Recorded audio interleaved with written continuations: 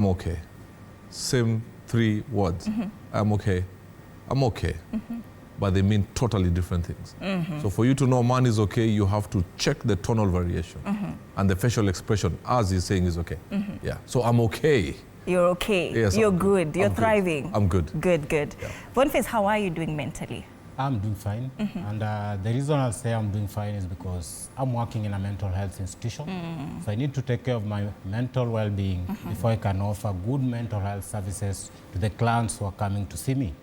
So in the process, you find that I engage in debriefing sessions and supervision sessions just to make sure I'm competent enough in delivering my services. Yes. Now, the statistics are also here with us. Suicide rates, men are committing suicide as compared to women. What exactly are we doing as women that maybe the men can also tap into to also just ensure that they are stable in terms of their mental health, Robert? Well, women talk. I mean, all you need to do is sit next to a woman in a salon doing the same hairstyle and you're best of friends. The mind of a woman is that as long as I'm talking to a fellow woman, then I'm safe.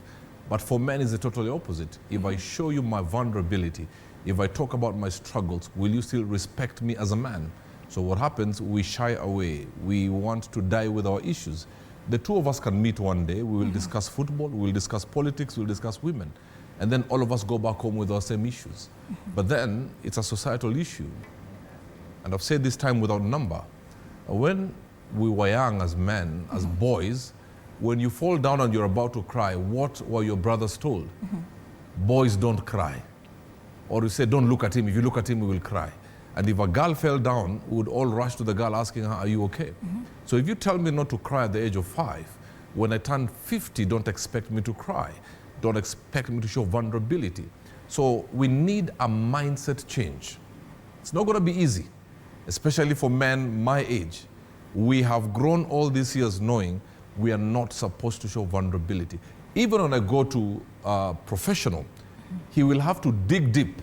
I need to look at him, I need to hear his words properly before I open up. And he might start by telling me, okay, so which football team do you support? You know, what movie do you like? But if he starts professionally, I'm going to hold back and say, no, no, no, no. If he meets me tomorrow in a supermarket, will he still respect me as a man? That's where our problem is. But society played a major role. And we are trying, to be honest with you, by talking to the younger boys to tell them vulnerability is not weakness.